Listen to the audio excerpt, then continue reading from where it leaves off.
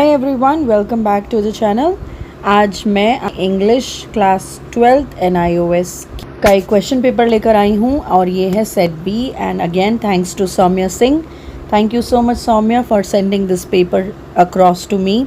और अगर आप में से किसी के भी पास क्लास 10th NIOS का इंग्लिश का क्वेश्चन पेपर है, खासकर 2024 का किसी भी मंथ का, तो प्लीज़ उसे मुझे सेंड कर दें बिकॉज़ NIOS की वेबसाइट पर वो पेपर है ही नहीं। आइए अब शुरू करते हैं इंग्लिश का 302 यानी क्लास 12th का क्वेश्चन पेपर। चलिए पेपर स्टार्ट करते हैं। जनरल इंस्ट्रक्शंस हैं। मैं जनरल इंस्ट्रक्शन को स्क्रॉल डाउन करके सीधा पेपर पर आ रही हूँ because while solving the question paper मैंने देखा कि इसमें बहुत सारे सवाल बिल्कुल अलग हैं सेट ए से। तो लास्ट टाइम मैंने सेट ए सॉल्व किया था, अब हम सेट बी सॉल्व कर रहे हैं। मैं चाहूँगी कि आप मेरे साथ इन क्वेश्चंस को सॉल्व करने की कोशिश करें ताकि आपकी भी प्रैक्टिस साइड बाय साइड होती रहे।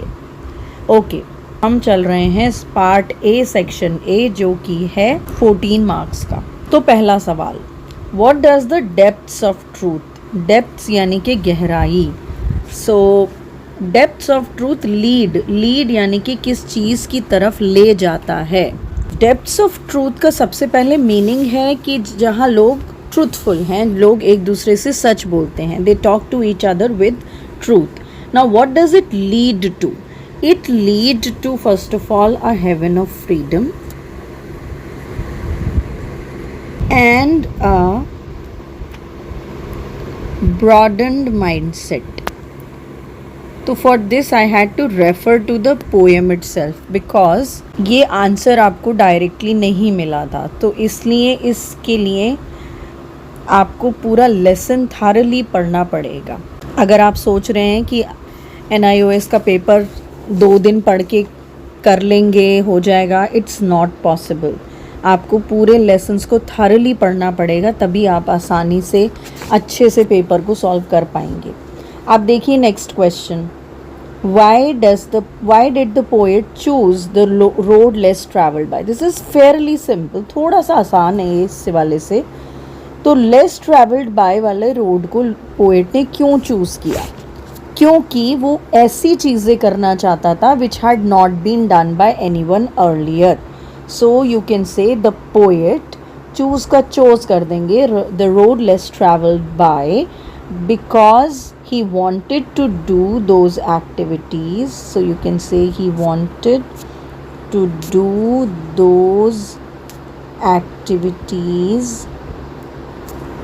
which were not done by anyone else with previously, या फिर which were not done by anyone else before.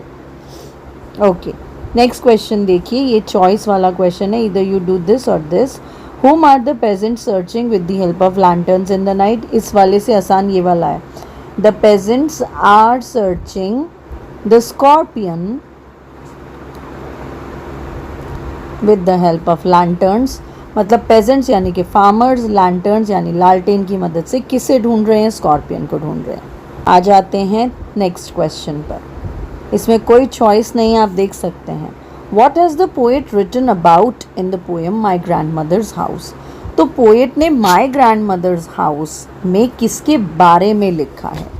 तो क्योंकि हाउस की बात हो रही है, so it's basically talking about the lonely abandoned house.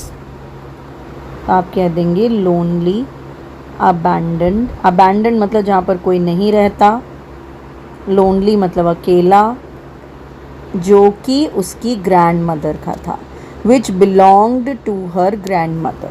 Next question देखिए, choice based question है, internal choice है। So first one says, why does the poet stress the need for free knowledge? poet free knowledge की need पर क्यों stress कर रहा है?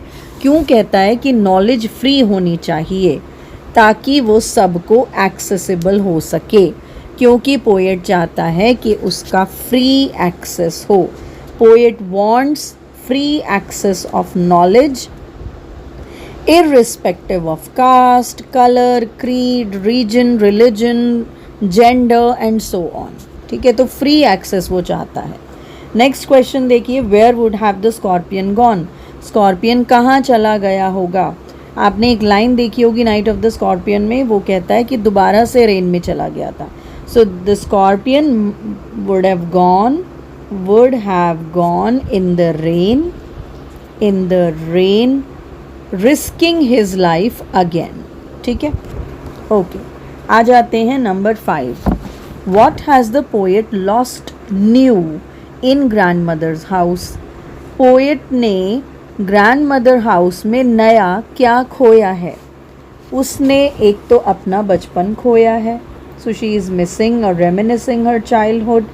दूसरी बात, उसको लगता है कि उसने तो अपनी पूरी पहचान ही खो दी, अपना फ्रीडम खो दिया. So she has lost all her identity, मतलब उसकी पहचान, and her freedom in her loveless relationship. उसका जो लवलेस, उसमें प्यार नहीं है, लवलेस रिलेशनशिप है, and she is lost all that in this house. Choice है, what does fearless mind lead to. Fearless mind क्या लीड करता है, सेम पहले वाला ऊपर वाला जैसा क्वेश्चन है, and it leads to heaven of freedom. That also is from the book itself. Heaven of freedom को लीड करता है. आप कह दो ब्रॉडन्ड एटीट्यूड, ब्रॉडन्ड माइंडसेट, वो सब लिख सकते हो. इसमें सबसे अच्छी बात क्या है, आप 2-3 ऐसे फ्रेजेस याद कर लो कि एटीट्यूड ब्रॉडन हो जाए, फियरलेस हो जाए, करेजियस हो जाए, कुछ ना कुछ नंबर तो मिल ही जाएंगे आपको, I am telling you. But ये दोनों पोएम्स बहुत इंपॉर्टेंट है, where the mind is without fear और ग्रैंड मदर्स हाउस, और आपका ये नाइट ऑफ द स्कॉर्पियन. आइए मैच द कॉलम देखते हैं. तो मैच द कॉलम हमने लास्ट पेपर में भी किया था. मदर क्या करती थी, बीइंग हेल्पर्स नहीं, हेल्पलेस है. ओके, तो 1 को आप डी से मैच कर देंगे. फादर क्या करते थे, मेडिकल ट्रीटमेंट उन्होंने इमीडिएटली स्टार्ट कर दिया. सर्वेंट्स क्या करते थे, avoided to care, and sisters treated him with a lot of care. Fragile doll समझ के, राइट. अब आ जाते हैं क्वेश्चन नंबर 7 पे. What words, यानी कौन से word of aunt Pramila were shocking to grandmother, कि आराधना उनकी बेटी नहीं थी, right.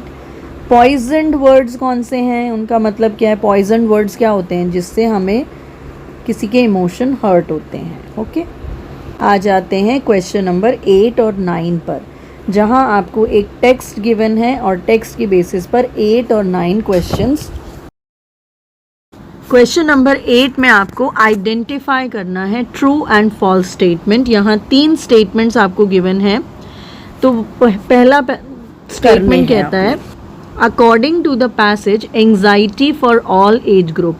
Again it is grammatically incorrect. Anxiety for all age group हो सकता है इज़ कहना चाहते हो, तो मैं इज़ लगा देती हूँ.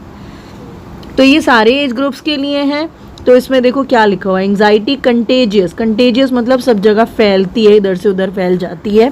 पासिस ऑन टू, यानी सब तक पहुंच जाती है, पास ऑन हो जाती है. किस तक, स्टूडेंट्स, टीचर्स, पेरेंट्स. तो यानी सारे एज ग्रुप में फैल रही है, बिल्कुल सही, ट्रू. इन अडोलेसेंट एज ग्रुप, तो आपकी अडोलेसेंट की बात यहाँ पर आई है. Stress can be prolonged and observed with delay. अब वो कह रहे हैं स्ट्रेस जो है वो प्रोलॉन्ग होता है, यानी कि लंबा समय तक चलता है और डिले के साथ ऑब्जर्व किया जाता है. लेकिन यहाँ पर इन्होंने कहा कि everything is perceived as an emergency. तो ये बात इन्होंने उल्टी बोल दी, so it is false. Communication with parents is not advisable. Communication with parents is not advisable. Parents के साथ बातचीत करने को मना किया जाता है. The inability to communicate with parents also plays a major role. यानी माँ बाप के साथ बात ना कर पाना बहुत बड़ा रोल प्ले करता है. लेकिन यहाँ पर नॉट एडवाइजेबल है, that is not true. So it is again a false statement. आइए अब चलते हैं सेकेंड क्वेश्चन पर, 9th क्वेश्चन पर, जिसमें है choose the correct alternatives. Career oriented decisions किसके रेफरेंस के लिए हैं. तो हम दोबारा से पैसेज देखते हैं. तो बेसिकली किससे आती है, स्टूडेंट को होती है ना. एडोलेसेंट्स को जब स्ट्रेस्ड होते हैं तो वो आइडेंटिटी क्राइसिस और करियर ओरिएंटेड डिसीशंस उन्हें लेने होते हैं, टीचर्स और पेरेंट्स का एटीट्यूड, पीयर प्रेशर। तो ये किसके लिए हो सकता है? ये स्टूडेंट्स के लिए हो सकता है, right? So B is the correct answer for this. अब आइए चलते हैं सेक्शन बी पर, जो कि है non prescribed text. Non prescribed, as I have already told you, का मतलब होता है अनसीन पैसेज, जो पैसेज हमने नहीं पढ़ा है, जो कि हमारे लिटरेचर पार्ट में से नहीं आया है। Now if you have solve my previous question paper, ये जो क्वेश्चन है ये प्रीवियस मैंने सॉल्व किया हुआ है ऑलरेडी। स्टिल क्योंकि आप वापस नहीं जाना चाहोगे, so I am telling you how to do it over here also. तो फटाफट से क्वेश्चन देखते हैं। सेंट्रल आइडिया आपको पता लगाना है, ठीक है? सेंट्रल आइडिया पता लगाने के लिए आपको बहुत सिंपल ट्रिक बताती हूँ। आपने रीड करना है the first few sentences and the last, and you go to the end, ठीक है? अब आप रीड करो और मुझे बिना ऑप्शन ढूंढे बताओ। देखो, since 2006 commercial colonies of bees used to make honey and pollinate crops have been collapsing. Loss of bees is a major threat to agriculture. किसकी बात हो रही है? कमर्शियल कॉलोनीज ऑफ बीज जो कि हनी और पॉलिनेट करे जा रहे हैं, वो कोलैप्स हो रहे हैं, यानी कि कम होते जा रहे हैं, डैमेज होते जा रहे हैं, यानी बीज का जो है वो एक तरह से नष्ट हो रही हैं, और ये बहुत बड़ा थ्रेट है एग्रीकल्चर के लिए, ठीक है? तो क्या बात की जा रही है? बीज का कम होना, बीज का, मक्खियों का, मधुमक्खियों का कम होना, ठीक है? अब चलो लास्ट लाइन पे देख लो। Collapse of honey bee colonies is a world wide phenomena, यानी कोलैप्स का मतलब फिर से इनका मरना या ख़त्म हो जाना, इज़ अ वर्ल्ड वाइड, मतलब पूरी दुनिया में फैल रहा है, ऐसा फिनोमेना है। अब आप देखिए ए बी सी डी में से कौन सा ऑप्शन चूज़ करेंगे? Bees are disappearing, commercial interests are at risk, world food supplies are decreasing and agriculture industry is under threat. Obviously आप A चूज़ करेंगे, क्योंकि bees की disappearance, collapse, उनका threat और ख़त्म होना, disappear होना, all those words are pointing कि bees disappear होने की बात हो रही है, ठीक है? आपको सेंट्रल आइडिया पता लग गया, तो आप उसी से हिसाब से आप अगला क्वेश्चन करोगे कि इस पैसेज का रेलेवेंट टाइटल क्या होगा। आप देखिए और बताइए। So what you can do is pause the video and check the answer, ठीक है? तो my according to me the correct answer is honey bees are essential in the world. Next question देखते हैं। According to the text what is the scientist main concern? Scientist का main concern, ये fact based question है, तो इसके लिए आपको scientist ढूंढना पड़ेगा पैसेज में और वो करना पड़ेगा। साइंटिस्ट का मेन कंसर्न क्या है? साइंटिस्ट, ठीक है? रिस्टोर बी पॉपुलेशन, प्रेशर करो गवर्नमेंट पर और रिस्टोर करो बी पॉपुलेशन। तो क्या लिखेंगे? Safeguarding bee population, right? D is the correct answer. Number 4 देखिए। Stricter quarantine measures between countries are being proposed to. Again ये यहाँ पर किसकी बात की जा रही है? तो ये भी फैक्ट बेस्ड है क्वेश्चन, आप जाके देखेंगे पैसेज में। सो ये आ गया, stringent controls on chemical use and manufacture of stricter quarantine measures between countries. So they are talking about restoring habitats that are friendly to pollinators. So basically bees को protect करने के लिए, राइट? सो केमिकल से related बात हो रही थी। अब देखो नेक्स्ट 11th क्वेश्चन है। कॉलोनीज ऑफ बीज, आगे ये वाला जो है ना, ये फिल इन द ब्लैंक्स एकदम फैक्ट बेस्ड है, आपको सिर्फ कॉपी करना है। You just have to match the keyword, go back to the passage, match the keyword and do the answer. आप पॉज कर सकते हो, go back to the passage and try to solve them. Making honey and pollinate आएगा यहाँ पर, pollinate crops, क्योंकि मैंने ये अभी सॉल्व किया था। जस्ट देखो मैं अभी बता देती हूँ एक answer, otherwise it's going to be just a waste of time, ठीक है ना? Make honey and pollinate crops, ठीक है ना? तो एकदम आपको सिंपली मिल जाएगा, आपने वर्ड बाय वर्ड उसको कीवर्ड को मैच करना है and you will be able to do the answers. Okay, next question है। Industrial scale of methods in agriculture are one of the reasons for destruction है इसका correct answer. Destruction of their habitats. World's food resources are protected when Honey bees survive. Farmers and landowners have been asked to restore bee habitats. Now please bear in mind कि मैंने इन words को change नहीं किया है, as it is मैंने passage से उठाकर यहाँ पर लिखे हैं, मैंने कुछ चेंज नहीं किया है. ओके, नेक्स्ट क्वेश्चन देखिए. अगेन सेम टाइप का है लेकिन इससे थोड़ा सा बड़ा है, so it's a little difficult then the previous one. 12 और 13 क्वेश्चन इस पर बेस्ड है. अगर आप चाहें तो सिंगल लाइन में आप पता लगा सकते हैं कि इसका मेन आइडिया क्या है. ये बात कर रहा है online social networking via mobile phones and computers is a global revolution. मतलब सोशल नेटवर्किंग की बात हो रही है. सोशल नेटवर्किंग लो, पहला आंसर ही उसके अंदर से पहली लाइन में से मिल गया. अब देखो क्या कन्फ्यूजन होती है कि मैं ये वाला आंसर मार्क करूँ या ये वाला. दोस्तों आपको ऑलवेज ABCD ऑप्शंस में से ही चूज़ करना है, इसमें से नहीं करना है. राइट. सोशल नेटवर्किंग एक ग्लोबल रेवोल्यूशन है मोबाइल फ़ोन और कंप्यूटर से, यानी second and third are the correct answers. तो मैं चूज़ करूँगी D option. Okay, next question देखिए. Strangers accessing information can be avoided. Stranger जो एक्सेस कर रहे हैं इन्फॉर्मेशन कैन बी अवॉइडेड. तो क्या वो पर्सनल डिटेल्स प्राइवेट रखकर थे carefully before posting, upload only photos, social. तो 1 और 2 सही है तो A चूज़ कर लिया. ठीक है, ऐसे करना है.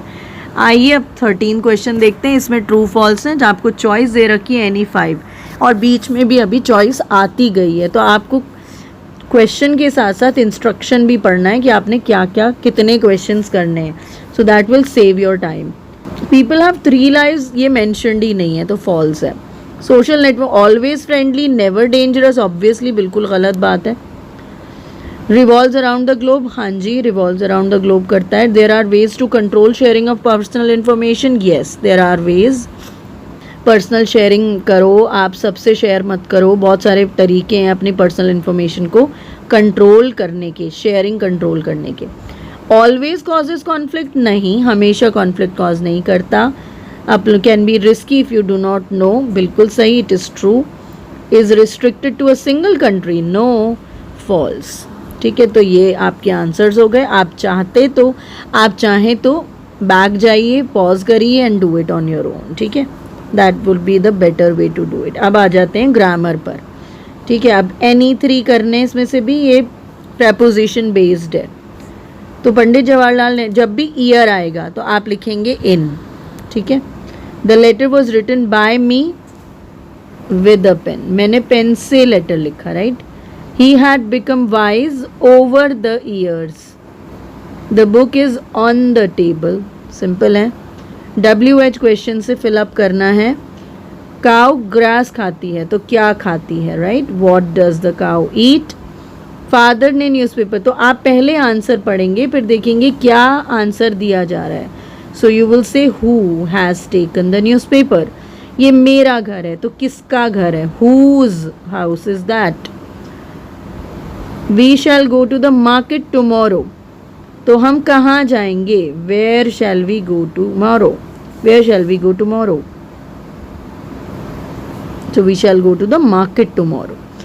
अब है identify the type of sentences. आपको पता है 3 तरह के सेंटेंसेस हैं, simple, complex and compound. Working hard कोई खास ऐसा फ्रेज नहीं है, मेन सेंटेंस यही है. एक सब्जेक्ट है, एक वर्ब है, सिंपल सेंटेंस है. Father is a man who possesses, is एक वर्ब है, पोजेसेस भी एक और वर्ब है, तो कॉम्प्लेक्स सेंटेंस आ गया. ठीक है. हु पोजेसेस एक क्लॉज डिपेंडेंट है, एक क्लॉज इंडिपेंडेंट है. ये इंडिपेंडेंट क्लॉज है, ये डिपेंडेंट क्लॉज है.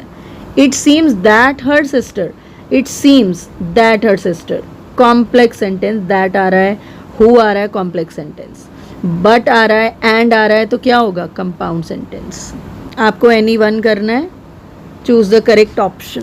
इसमें है, अब किसी ने कहा कि पैसिव वॉइस के ऊपर वीडियो बनाओ, तो उसका मटेरियल मैंने रेडी कर दिया है. I will be coming up with the video सून. तो थोड़ा सा मुझे उसको कंप्लीट करना था. I have just collated everything, अब उसको वीडियो में बनाने वाली हूँ. ठीक है. पैसिव वॉइस का question. Tanish is building a house, build कर रहा है.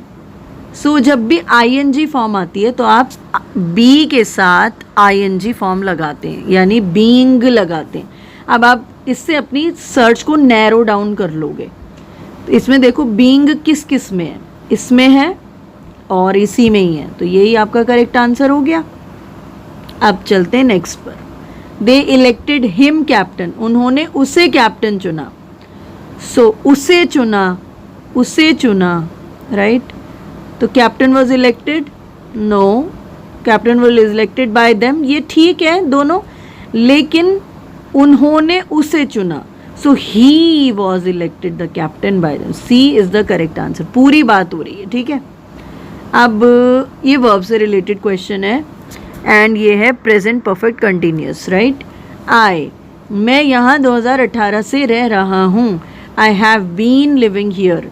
No one has written any letter to me for many days. अब आ जाते हैं section D, functional writing skills पर। फंक्शनल राइटिंग स्किल्स यानी हमारे राइटिंग स्किल्स की बात हो रही है। आपको एक पैसेज दे रखा है छोटा सा, हार्ड वर्क के बारे में बात की जा रही है। अगेन जब भी आपको कीवर्ड देखना हो ना, फर्स्ट लाइन देखा करो, hard work is the key to success, nothing useful and significant can be gained without it, life is not a bed of roses, it is full of challenges and you have to take pain. मतलब basically hard work की तारीफ की जा रही है ना। आपको इसमें चूज करना है फिल इन द ब्लैंक्स करने के लिए, तो आपको ए और बी को फिल करना है। Without dash in hard and regular work, without put hard work, put in hard work, putting होना चाहिए या investing in hard work. Investing in hard and regular work नहीं होगा, पुटिंग इन हार्ड वर्क होगा। आप दूसरा ऑप्शन देखो, who devote themselves, तो सी आपका करेक्ट आंसर है। इसमें आप चॉइस कर सकते हो और कर लो।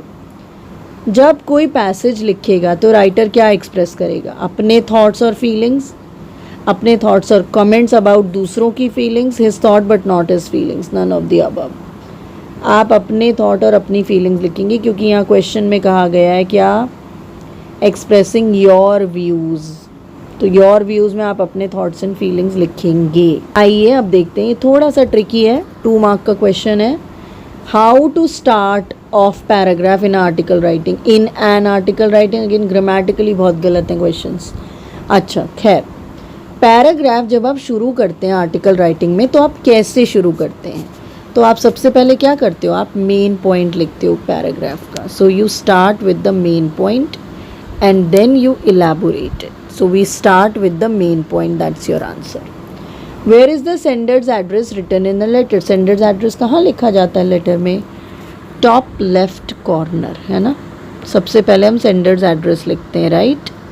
Okay, what kind of language? Formal letter में फॉर्मल लैंग्वेज यूज़ करते हैं, फॉर्मल कह दो या प्रोफेशनल कह दो, कुछ भी कह दो, professional language. Okay, mention the complimentary close of a formal letter, मतलब क्या बोलोगे आप कह दोगे yours sincerely, yours faithfully, yours sincerely कह दो या ट्रूली भी कह सकते हैं, ठीक है। Yours faithfully, yours sincerely, yours truly, ठीक। आ जाते हैं 21 क्वेश्चन, सेम पैसेज है। इसके लिए क्या टाइटल होगा आपको बताना है, इसका टाइटल क्या होगा। अगेन आप ये नहीं चूज़ करोगे, आप इसके नीचे ऑप्शंस दे रखे हैं, आपको वो चूज़ करेंगे। सही आंसर होगा path not to triumph. Triumph का मतलब जीतना, जीतने का रास्ता नहीं। अनलॉकिंग सक्सेस, सक्सेस को अनलॉक करना। Essence of hard work in life's thorny journey, ये हो सकता है। प्राइस ऑफ सिग्निफिकेंस, ज़रूरत का कीमत। Unravelling triumph, ease of success, no भाई। तो सही आंसर है ऑप्शन बी। क्या ऑप्शंस इलैबोरेट किए जाएंगे इस पैसेज में, आर्टिकल में? हार्ड वर्क का एसेंस बताओगे, रोल ऑफ हार्ड वर्क बताओगे, और harvesting success, believe in luck. No, 1 और 2 आपके सही आंसर है कोई ऑप्शन ऐसा? हार्वेस्टिंग सक्सेस आप फिर भी कर सकते हो, बट 3rd तो डेफिनेटली नॉट। तो 1 to 4 कर लो फिर, अगर 1 और 2 नहीं है तो। सो कभी कभी हमें हिट एंड ट्रायल से भी करना पड़ता है इसको, ओके। अच्छा जी, अब आ जाते हैं सेंट्रल आइडिया क्या है, आप देखकर बता सकते हैं। कौन सा कोट लिखेंगे आप इसमें? अगर आपने लिखा तो आप कहेंगे there is not a substitute, there is no substitute for hard work. Option 1, option 1, okay. कौन सा ऑप्शन एप्ट, एप्ट मतलब सूटेबल होगा, सही होगा इस पैराग्राफ में इलैबोरेट करने के लिए? लाइफ आसान है, जॉय से भरी है, चैलेंजिंग है, एफर्ट चाहिए, तो 3rd ऑप्शन। तो सी आपका सही आंसर है। आपको कोई भी 4 करने हैं, ट्रू फॉल्स बताने, 4 नंबर का है, इतना मुश्किल नहीं है, लेकिन आपको इसके लिए सारी राइटिंग प्रैक्टिसेस आनी चाहिए क्योंकि ये बहुत फैक्ट बता रहे हैं। तो क्वेश्चन कहता है रिपोर्ट राइटिंग में आप कौन सी वॉइस लिखते हैं, एक्टिव वॉइस की पैसिव वॉइस। एक्टिव वॉइस नहीं लिखते हम, पैसिव वॉइस लिखते हैं, तो ये फॉल्स हो गया। इफ़ यू डिडंट नो, अगर आपको रेसिपिएंट का नाम नहीं पता तो आप उन्हें एड्रेस करेंगे डियर मैडम और सर से, बिल्कुल सही, yes that's true. In a letter only address of the addressee is written, सिर्फ एड्रेसी का लेटर का एड्रेस आता है, नहीं, सेंडर्स एड्रेस भी आता है। नैरेटिव ऐसे जिसमें कहानी होती है, तो ट्रू है बात।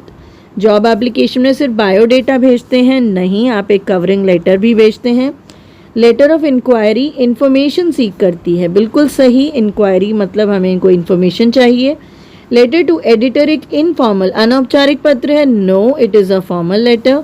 Essays are written in paragraphs, हाँ जी, एसे को हम पैराग्राफ्स में ही लिखते हैं। अब आ जाते हैं सेक्शन ई। आपको मालूम है कि सेक्शन ई को 2 ऑप्शंस में डिवाइड किया गया है, ईदर यू डू ऑप्शन 1 और यू डू ऑप्शन 2। मेरी माने तो ऑप्शन 1 करें because that is easy, more simple, but choice completely आपकी है, जो आपको ज़्यादा कंफर्टेबल एंड कन्वीनियंट लगे आप उसी को करें। तो पहला क्वेश्चन का पहला पार्ट है, राइट ऑप्शन चूज़ करना है आपको। Telephone operator telephone number call out कर रहा है, तो पहली बात क्या कहता है, always repeat the telephone number two confirm, सही है। थैंक्स करना अगर हर्ड प्रॉपर्ली, नहीं। सॉरी करना है अगर हर्ड प्रॉपर्ली, नो। राइट कहना है अगर नहीं सुना तो, नो। 1, ओनली 1 ऑप्शन, ठीक है। नेक्स्ट क्वेश्चन देखिए, what are the rules that a telephone operator must follow. अब अकॉर्डिंग टू बुक अगर मैं यहाँ पर 0 लिखूंगी तभी ये 0 और ओ होगा एंड तभी ये आंसर ठीक होगा। नंबर्स को हमें 3 नहीं 2 डिजिट में ग्रुप करना होता है। Need not repeat to confirm, गलत बात, रिपीट करना बहुत ज़रूरी है। Need not ask who is sneaking, नहीं, स्पीकिंग, बिल्कुल पूछना ज़रूरी है। Need to ask who is speaking, so सिर्फ एक ही ऑप्शन सही है, उसमें भी एक नंबर मिसिंग है।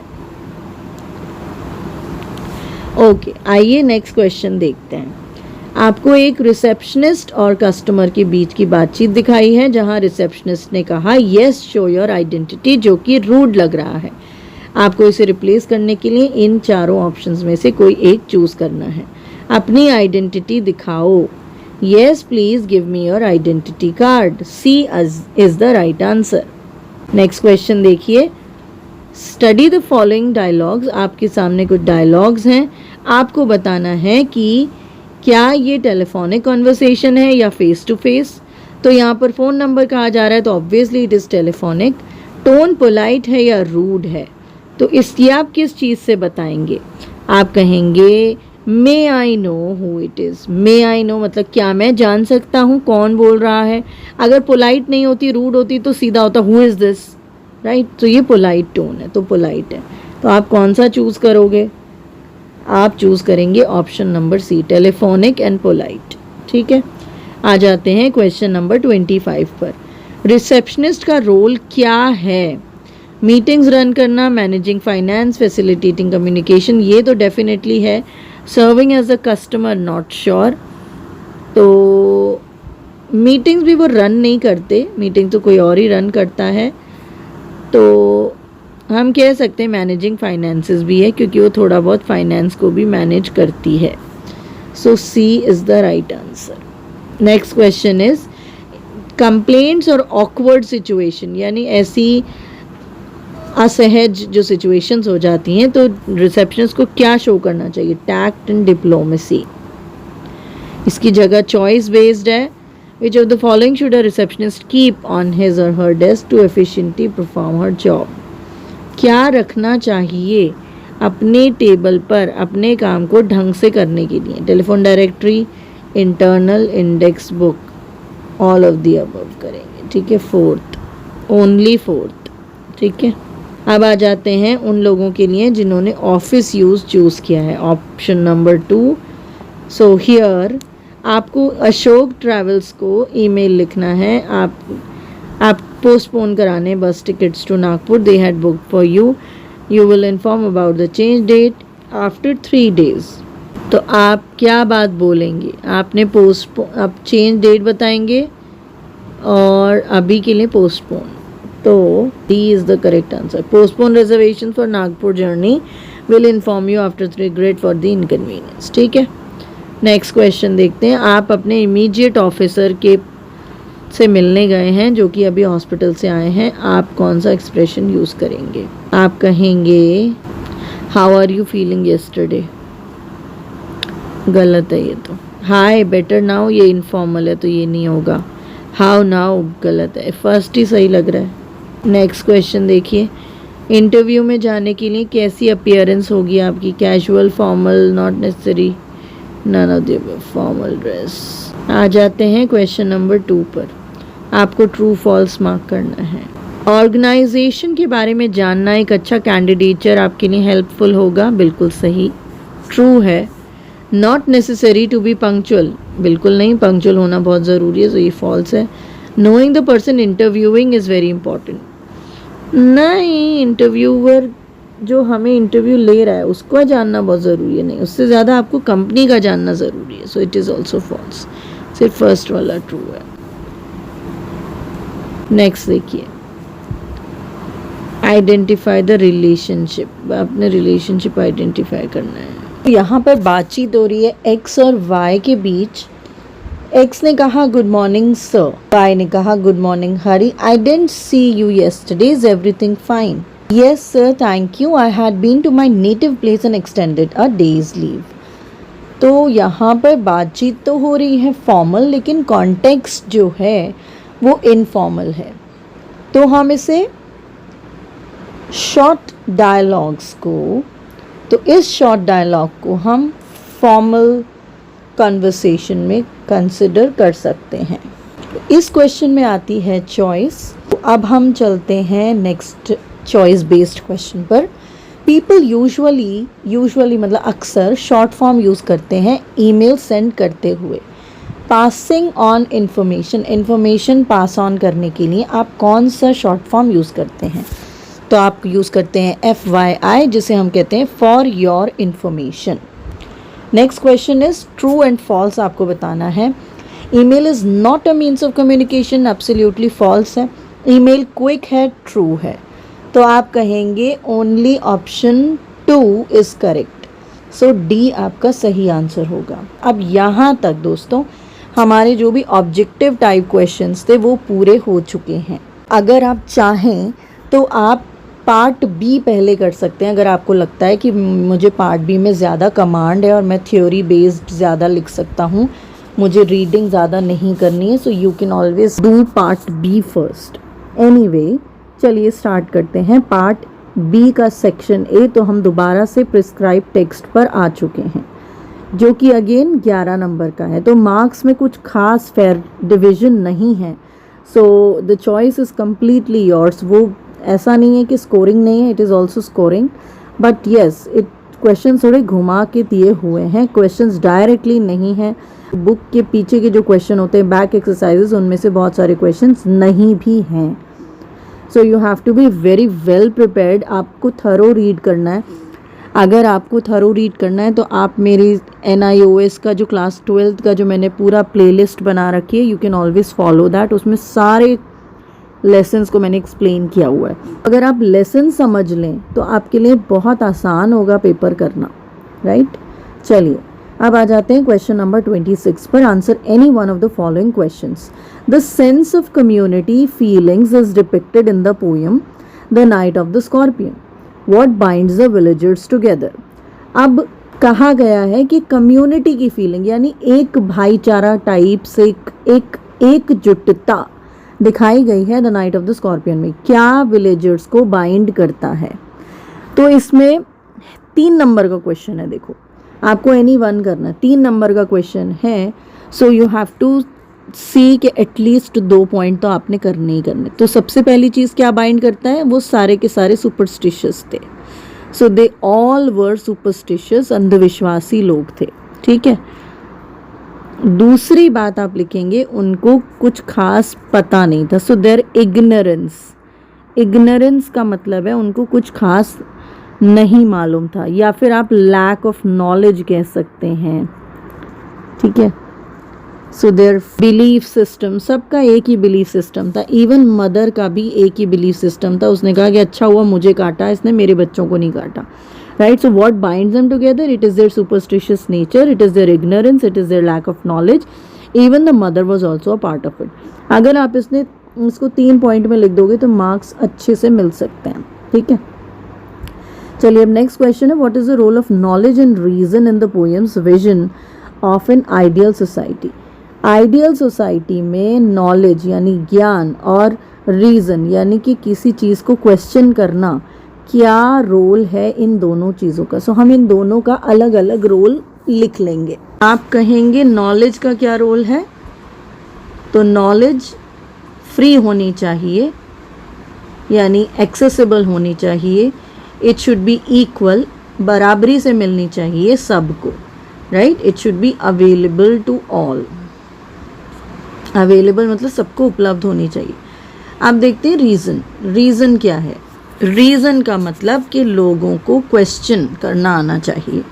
दे should base, they should think according to truth and reasoning, मतलब उनकी जो भी बात है वो रीजनिंग पर बेस्ड होनी चाहिए, उनकी रैशनल थिंकिंग होनी चाहिए, मतलब अंधविश्वासी थिंकिंग नहीं होनी चाहिए, चीज़ों के पीछे का कारण उन्हें जानने की इच्छा होनी चाहिए। नेक्स्ट क्वेश्चन है 2 नंबर का, उसमें कोई चॉइस नहीं है। व्हाट वाज आराधना's रिएक्शन, जब आराधना को सच्चाई पता चली उसका क्या रिएक्शन था। She was shocked first of all, वो अचंभित थी, but she was also shattered, वो एकदम टूट चुकी थी। She was sad, she was shattered, she was gloomy, she was shocked, she was surprised. तो आप इसमें कितने मर्जी एडजेक्टिव्स लगा लो और इसको 2 मार्क्स का बना दो, ठीक है। Main is these 2 feelings, fine. Okay, next is the choice based question. According to the passage on education, how does the writer convince that a country benefits from well educated individuals? Question को समझो पहले, है ना। जो education का passage है उसके हिसाब से राइटर कैसे कन्विंस करता है, कैसे मना पाता है कि एक देश वेल एजुकेटेड यानी पढ़े लिखे नागरिकों से बेनिफिट करता है, उसको फ़ायदा हो, देश को कैसे फ़ायदा होता है। तो सबसे पहले आप कह सकते हो कि देश तरक्की करता है, right. The country develops, right. कैसे डेवलप करता है कि अगर कंट्री में एजुकेटेड लोग हैं तो एडवांसमेंट इन टेक्नोलॉजी होगा ना, एडवांसमेंट इन टेक्नोलॉजी। इसके अलावा उनका जो माइंडसेट होगा, अगेन क्रिटिकल थिंकिंग इसमें आएगी, उस अंधविश्वासों से दूर रहेंगे, राइट। देन अवेयर होंगे, they will be aware, awareness will be there. Then there will be knowledge भी होगी उनको, है ना, चीज़ों की नॉलेज होगी। तो आप इस तरह से एक्सप्लेन करके इलैबोरेट कर सकते हो। चॉइस बेस्ड क्वेश्चन है। नेक्स्ट इसका चॉइस है कि what made the doctor realise, ये कंपैरेटिवली सेकंड वाला ज़्यादा आसान है, ठीक है। किस बात से डॉक्टर को पता चला कि वह अपनी वॉच को नहीं देख रहा है। तो यहाँ 2 चीज़ें हुई थी। पहली चीज़, द वॉच का क्रिस्टल वॉज ब्रोकन, ठीक है, उसका क्रिस्टल टूटा हुआ था, and it had the name of Evans inscribed on it, उस पर एवन का नाम इंस्क्राइब्ड था, ठीक है। एक तो उसका डायल या क्रिस्टल ब्रोकन था, टूटा हुआ था, और उसके ऊपर एवंस का नाम भी गुदा हुआ था, राइट। इससे पता चलता है कि डॉक्टर अपनी वॉच को नहीं देख रहा था। नेक्स्ट क्वेश्चन इज बलदेव का वेपन, वो how was Baldev's weapon a part of him every time. Baldev का हथियार जो उसकी एक्स थी वो कैसे उसके साथ हमेशा रहता था। सो हाउ, कैसे रहता था। तो अब सबसे पहले तो बोलोगे कि it was always a part of him. सबसे पहले आप बता दोगे कि उसका एक्स था क्या, इट वॉज हिज एक्स, ठीक है। And he never parted with it, bookish language है एकदम, बुक से ही लिया गया, never parted with him, it use to be always with him, ठीक है। आप बताएंगे कि वो कैसे बनी हुई थी, एंड हु मेड इट, उसके फादर ने बनाई थी, right. Who made it, it was made by his father. ना हाउ वॉज इट मेड, उसका जो एक्स का हेड था it was made of pure steel, and और वो उसको तेज किया गया था चारकोल फायर पर, it was made on charcoal fire, ठीक है। अब वो क्या यूज़ करता था, ही use to cut trees cut करता था and protect himself from wild animals. तो बलदेव का वेपन इसीलिए हमेशा उसके साथ रहता था। 2 नंबर आराम से मिल जाएंगे इसमें। What did the intruder plan to do as Vincent Charles Gerard? Intruder Vincent Charles Gerard बनकर क्या करना चाहता था? तो सबसे पहले ही wanted to kill Vincent Charles Gerard. Vincent Charles Gerard को वो मारना चाहता था, and he wanted to live the life of Vincent Charles Gerard. He wanted to take his identity. Why? वो इसलिए उसकी आइडेंटिटी लेना चाहता था because he himself was a criminal. वो खुद एक गुनहगार था, वो एक क्रिमिनल था, एंड अगर वो उसकी लाइफ जीता तो he would escape the police and the punishment. उसको जो भी सज़ा वज़ा जो भी मिलनी थी, क्योंकि उसने मर्डर भी किया था, he would escape the police and the punishment. So he wanted to live the life of Vincent Charles Jared. He wanted to take his identity basically, right. Any one करना है इसमें, ठीक है। What will purify the flesh and soul of the mother? Mother के flesh और soul को क्या purify करेगा? स्कॉर्पियन का poison. Scorpions poison will purify the flesh and soul of the mother। एक एक नंबर का है। What qualities does the poet expect in his countrymen? countrymen में कौन कौन सी qualities expect करता है पोएट? कितनी सारी qualities हैं, आप लिख दो। bravery, courage, fearlessness, right? honesty, right? then rational thinking and respect, maybe you can say hard working, broad mindedness। इनमें से कोई भी 3 क्वालिटीज़ भी लिख दोगे 1 नंबर आ जाएगा। आइए अब चलते हैं section B, non prescribed text unseen passages. तो दिस इज, ये हमारा जैसे पहले आता था ना, सिंपल सा है, लंबे पैसेजेस हैं, इनमें से ढूंढ कर आपको आंसर्स लिखने। Main purpose of the historical monuments as describe. Again अगर आप देखोगे, I have already solve this particular question in one of the question papers. मैंने इसको ऑलरेडी सॉल्व किया हुआ है, बट क्योंकि आप इसी को देख रहे हो, so I will solve it again, ठीक है। मेन पर्पस क्या है हिस्टोरिकल मॉन्यूमेंट्स का? आप यहाँ पे वापस चले जाओ।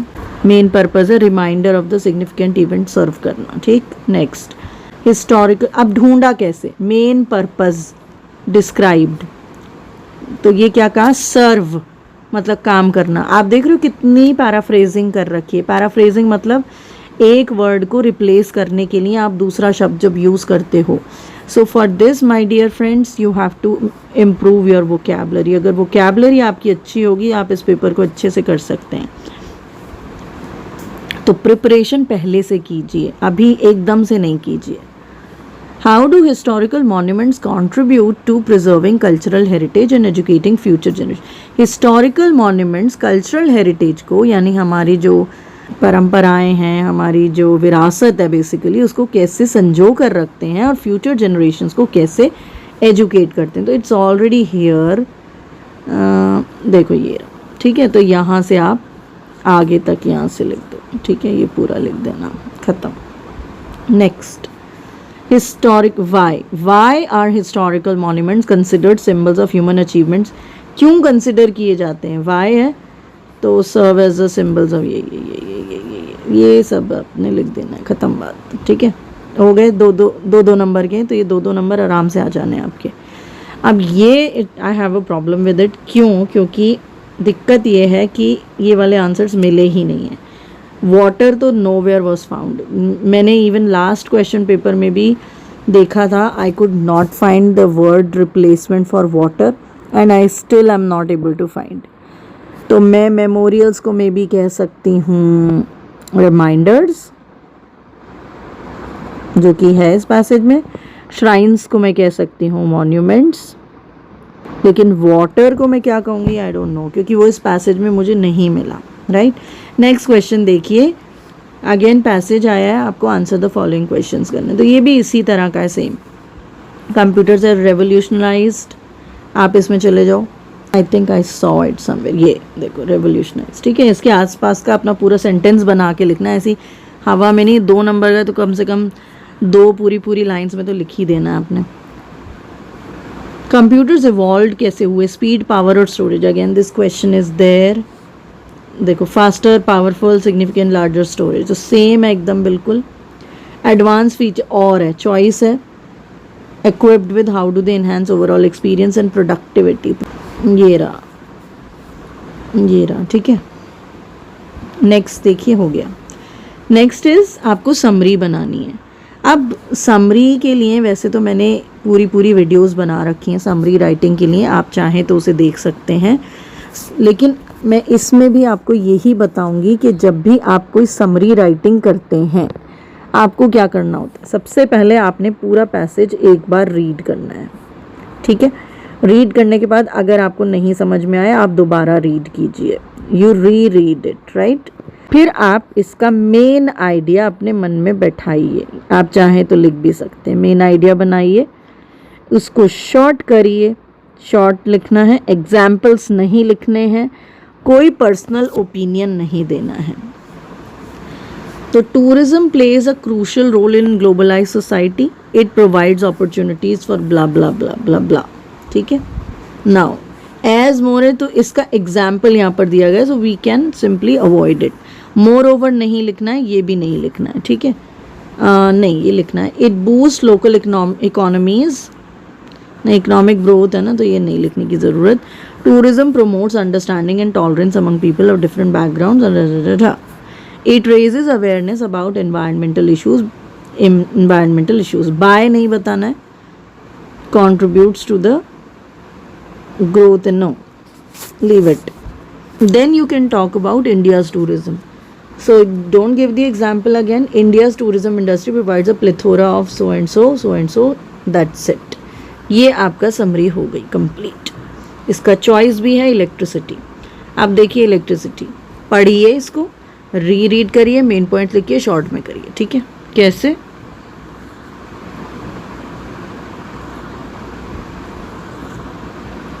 ठीक है. यहाँ तक आपने पॉइंट आउट कर दिया. अब ये हाँ डोमेस्टिक पर्पसेस में भी बहुत हेल्प करता है. ठीक है.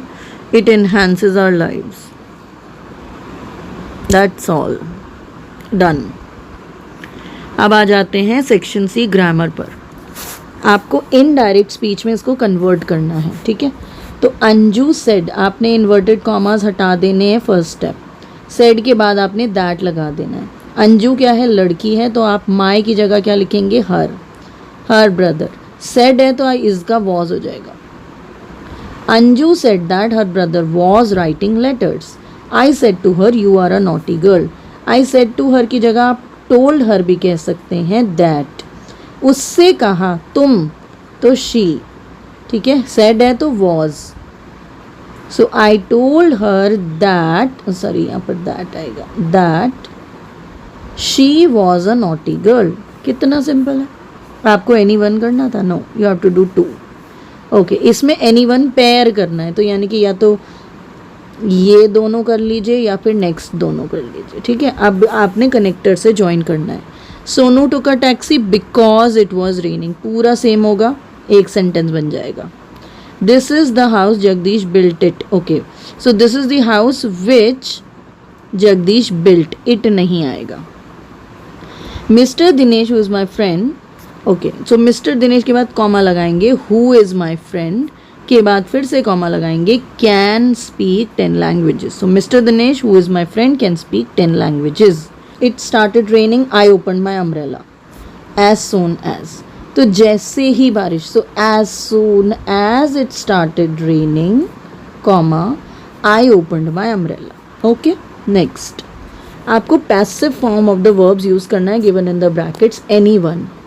सो ही वॉज लुक्ड आफ्टर। जब भी आप पैसिव वॉइस यूज करते हैं वर्ब में आप वॉज या हेल्पिंग वर्ब लगा देते हैं। When he used to live in the city. The poems, क्योंकि प्लूरल है तो आप वर कर देंगे, were written when he used to visit his native place. Section D पर हम आ गए हैं, फंक्शनल राइटिंग स्किल्स। ओके, तो यहाँ पर आपको any one of the following questions करना है, 2 मार्क का क्वेश्चन है। जम्बल्ड अप मेमो है, आपको ठीक करना है। तो सबसे पहले क्या आता है, टू आता है, आप टू पर ले जाएंगे, फिर फ्रॉम आता है, फिर सब्जेक्ट आता है। टू फ्रॉम सब्जेक्ट, ये आप याद रखिए, टू फ्रॉम सब्जेक्ट, ठीक है। अच्छा, अब देखिए नेक्स्ट बात, इट हैज़ ऑल्सो से शुरू किया गया है, तो ये हमारा पॉइंट नंबर 1 हो जाएगा, ये पॉइंट नंबर 2 हो जाएगा। इनको आप रिवर्स कर देंगे।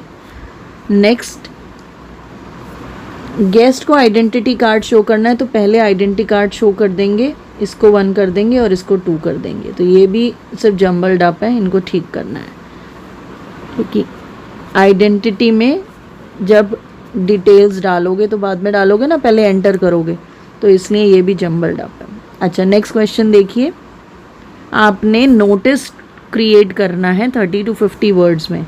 आप जीजी ट्रस्ट पुणे के सेक्रेटरी हैं, आपको मेंबर्स को अटेंड बताना है। नोटिस के लिखना है, कोई दिक्कत नहीं है, कोई प्रॉब्लम नहीं है। नोटिस कैसे लिखते हैं आप, सबसे पहले आप कंपनी का नाम लिखेंगे जीजी ट्रस्ट, ठीक है, फिर आप लिखेंगे नोटिस, फिर नोटिस के बाद हेडिंग डालेंगे जनरल बॉडी मीटिंग, ठीक।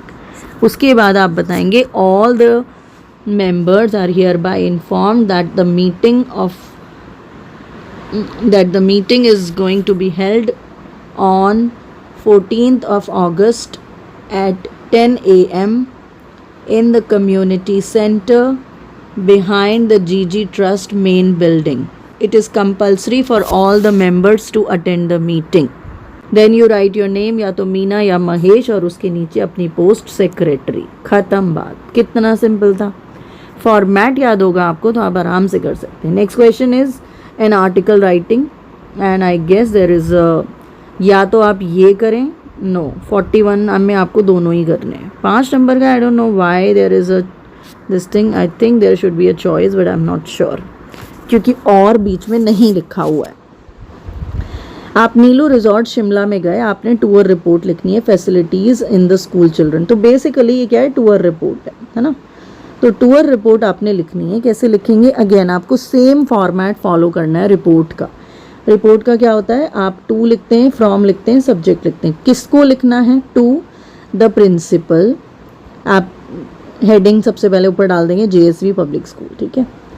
अच्छा, फ्रॉम आप कौन है, that's not mention, so you will just write Ketan Sharma, right. Subject आप बताएंगे visit to the Neelu resort Shimla, ठीक। अब आप आएंगे इंट्रो पर, इसके बाद आपने लिखना है intro. So I was directed by the principal to pay a visit to the Neelu resorts centre, Neelu resort Shimla, to inquire about the facilities available for the school children, right? Then you will write point wise. आप point में लिखेंगे number 1, आप equipment बताएंगे या facilities आपका first point होगा, second point आपका training होगा, third point होगा आपका short term courses या study center। तो आप बताएंगे कि बहुत सारी फैसिलिटीज़ अवेलेबल हैं, प्ले इक्विपमेंट्स हैं और वो बहुत अच्छी हालत में या बुरी हालत में, वट एवर। ट्रेनिंग आपको आर्टिसंस की ट्रेनिंग दी जा रही है। तो अगर आपने 3 पॉइंट बना दिए ना तो that is going to be sufficient, ठीक है। सेकेंड और थर्ड पॉइंट बना दिया तो इससे आपको 5 नंबर, और फिर लास्ट में आपने अपना नाम लिखना है SD ऐसे करके and you will right your name.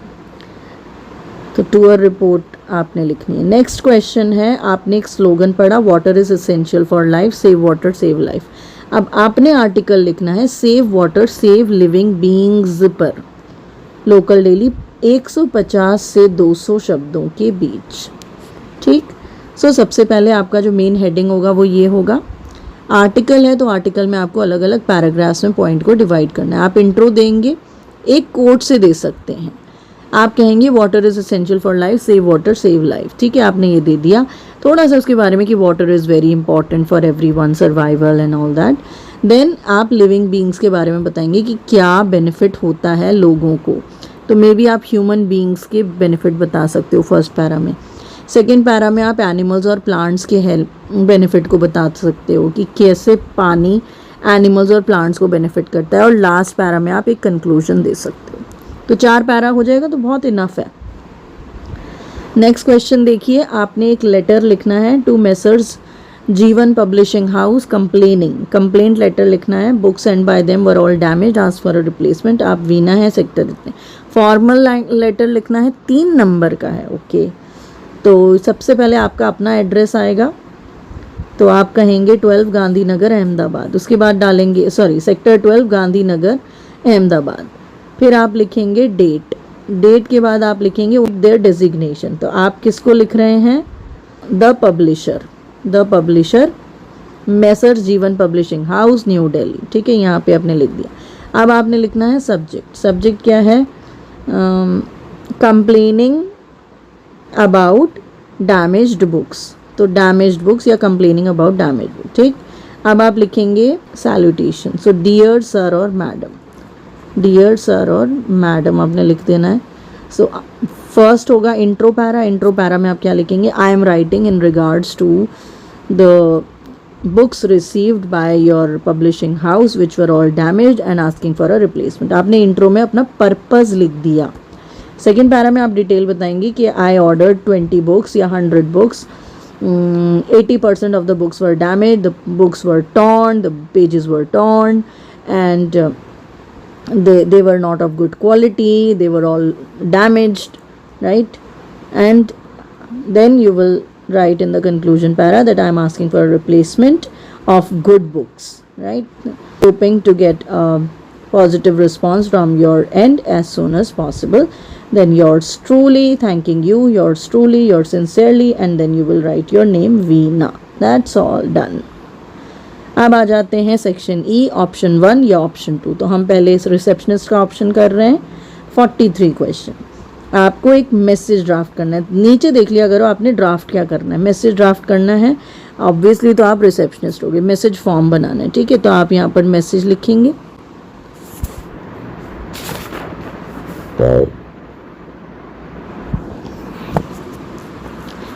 आप लिखेंगे टू, किसके लिए हैं? मिस्टर विजय के लिए, executive at 4 PM। So to mister Vijay HCN software solutions. ठीक, फ्रॉम, किसका मैसेज है? मिस्टर श्रीधर का, क्योंकि श्रीधर का ही कॉल आया था।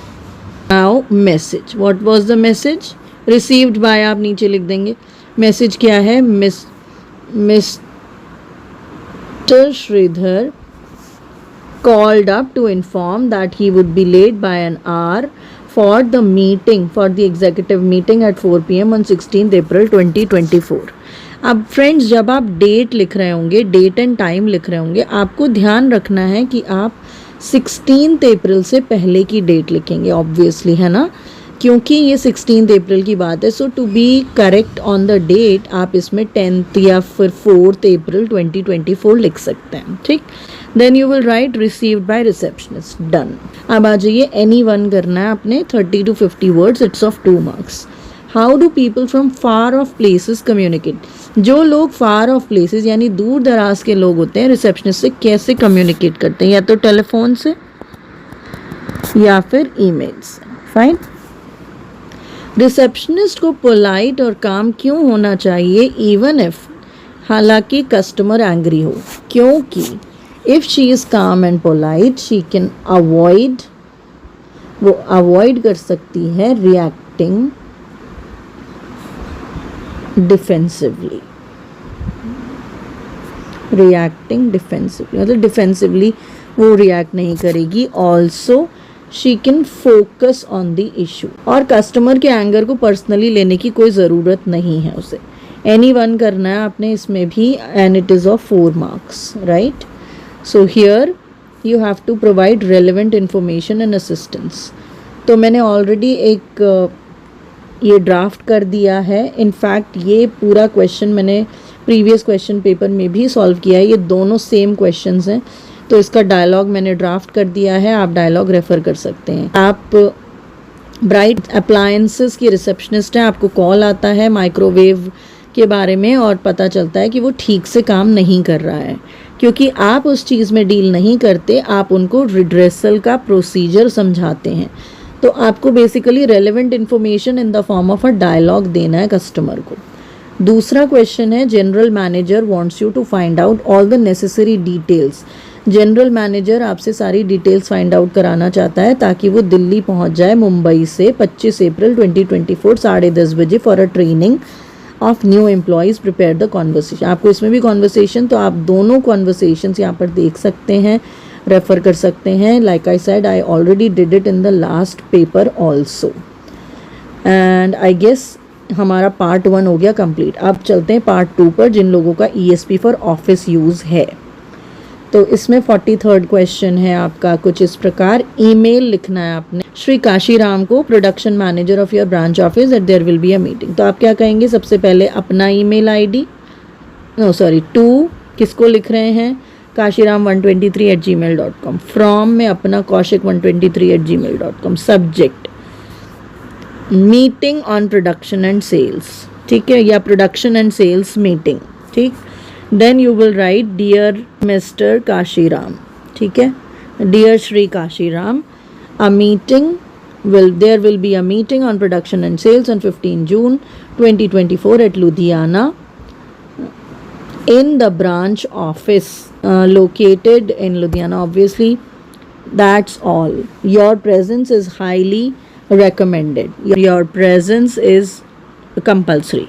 ठीक है, warm regards Shri Kaushik, comma bracket में रीजनल मैनेजर, दैट्स इट, ठीक है। नेक्स्ट क्वेश्चन देखिए, वन ऑफ द फॉलोइंग करना है। ये क्वेश्चन भी मैं ऑलरेडी लास्ट क्वेश्चन पेपर में भी, इस क्वेश्चन पेपर में भी सेम क्वेश्चन है। ईमेल क्या है, इलेक्ट्रॉनिक मेल है, फास्ट मैसेज पहुंच जाता है, मल्टीपल लोगों को पहुंच जाता है, मल्टीपल अटैचमेंट्स पहुंच जाते हैं, और जोग्राफिकल लोकेशन अलग अलग भी हों तब भी पहुंच जाते हैं। बहुत सारे फीचर्स हैं जो आप बता सकते हैं इसमें। अगेन ये क्वेश्चन भी सेम है।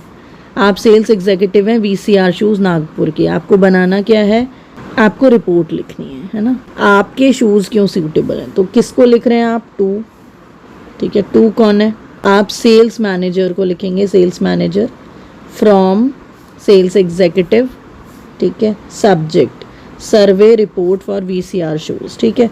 अब आप इंट्रो लिखेंगे, I conducted the survey of the market, share market in Nashik to open a showroom of blah blah blah, ठीक है। पॉइंट नंबर 1, ठीक है, पॉइंट नंबर 1 में आप क्या लिखेंगे, आप बेनिफिट्स बताएंगे, VCR शूज़ के बेनिफिट्स बता देंगे, ठीक है, अलग अलग पॉइंट्स में कि VCR शोरूम का ये इट इज़ अ सूटेबल, यहाँ पर अच्छे कस्टमर्स हैं, यहाँ हमें सेल्स अच्छी हो सकती हैं, एंड